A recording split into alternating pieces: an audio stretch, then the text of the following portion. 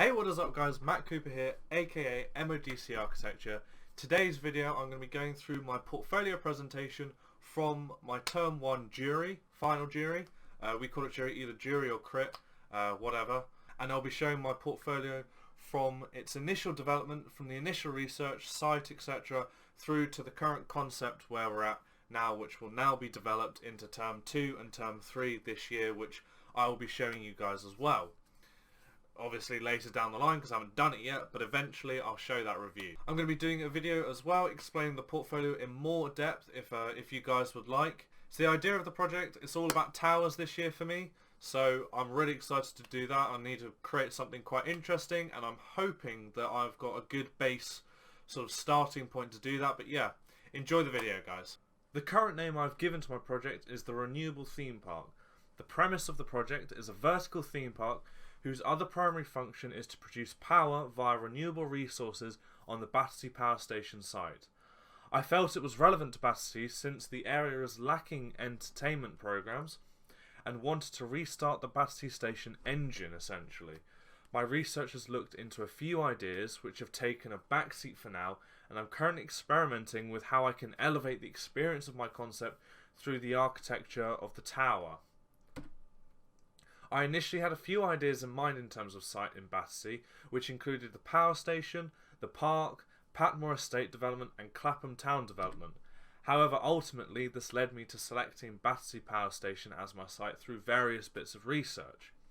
Battersea has had a rich history which ranges from being a reservoir in 1870 through to the power station from the 30s where it only had Station A, to the 50s where both stations were in place, and finally after its closure in the 80s, starting in 2012, the plans for its current redevelopment in association with the development of Nine Elms.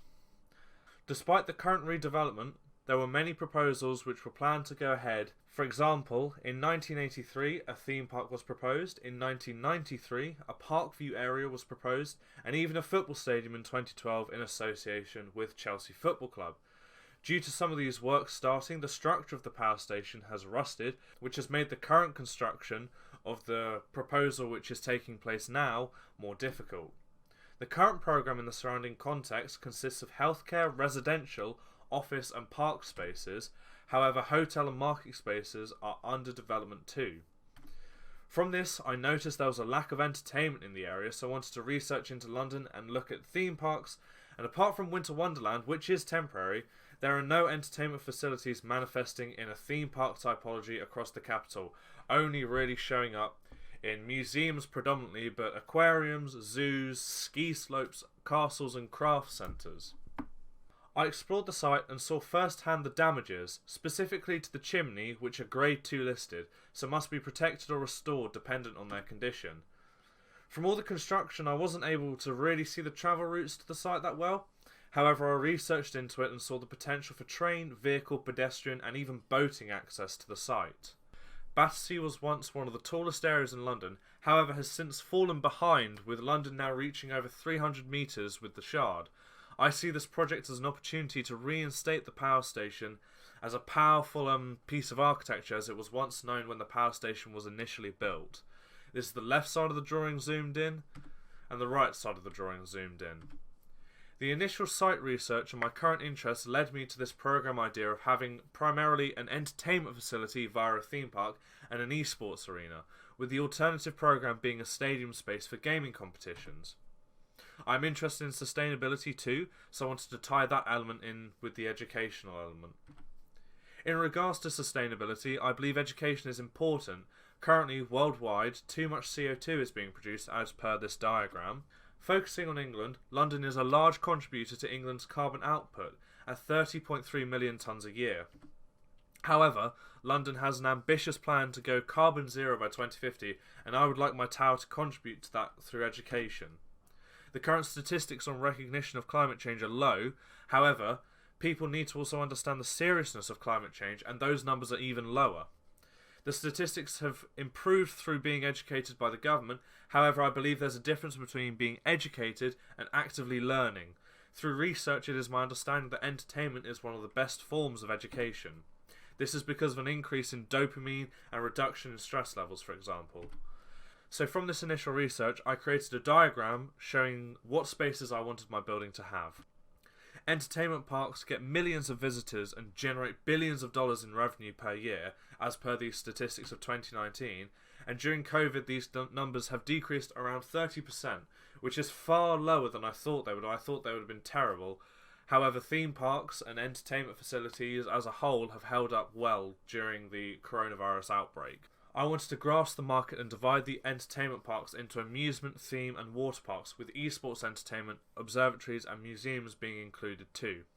And of those people, I looked at average amount of time spent in different park typologies in different continents from 2015 to 2019. I differentiated theme and amusement parks because I believe amusement parks are for parks with just thrill rides, whereas theme parks have more of a strategy to make the visitor have a unique experience of the spaces in the park. After noticing there are considerably larger parks elsewhere in the world, I was interested in England's entertainment parks and their typical peak times, which are expectedly over the summer months. In relation to sustainability, parks are very wasteful in terms of water and emit a lot of pollution in the air through excess waste and the clearing of natural habitats. An example of this is Skyrise Miami Tower, which is built on an artificial island as an extension of the Miami coast. This is an interesting precedent for me though, as it is one of the few vertical theme parks being proposed currently around the world. However, despite this idea of theme parks being bad for the environment, theme parks are getting better at being more sustainable by reducing paper, using solar farms to power the parks, and have disposable waste when they can. An interesting example of energy saving in a park is the man-powered roller coaster in Wales, where guests use gravity to bring the car to a starting position at the top of the track, and then gravity takes the train along the track down to its finishing position. Moving on from theme parks and moving on to the idea of esports, initially the idea of this upcoming market was very intriguing to me. I'm a big fan of gaming, I enjoy doing it in my downtime, so I wanted to include it in my architectural project, specifically the idea of adapting a stadium to a tower typology with a demographic of over 900 million players from across the world, including the Copper Box Arena. However, I still struggle to relate the theme park and esports typologies with each other. I conducted further research into linking entertainment in gaming with learning, entertainment in theme parks with learning. I ascertained creating the atmosphere of esports with the two other programmatic ideas was holding my project back, and so I decided for it to take a back seat, as this program drawing is not producing the results that I wanted from my research. I also made the decision to make the education not so literal and thought using the architecture of the tower as a means to educate about sustainability was an idea to research. I thought this was best communicated through the tower being a sustainable power station to link with London's sustainability plan. In terms of renewable power stations, there aren't many in London. This is an overview of the main power grid points in the London area, and there is a potential for many different forms of sustainable energy production around Battersea. For example, wind energy, solar energy, tidal energy, combined heat and power energy, and hydroelectric energy. With the theme park and sustainable energy programs in mind, my massing drawing developed, and after being happy with this research, I wanted to concentrate on massing and space, and looking at the moving parts of the renewable energy sources and relating them to rides from a theme park. I liked the idea of restarting Battersea Power Station, and this involved movement within the architecture and inspired the piston-like massing which I'm developing.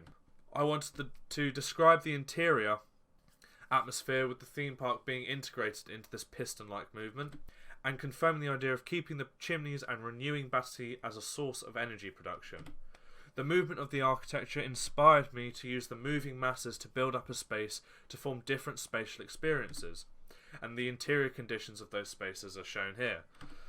With perhaps families of spaces coming together, my ideas started to develop, and I collated these ideas into a 2D diagram, which I translated into a summary of my project's development, looking at the site constraints, the program of the tower, which included a theme park area, sustainability energy production and experience, then including the chimney maintenance and developing an interconnection between the programs, to then ultimately come to this massing configuration which include all these elements.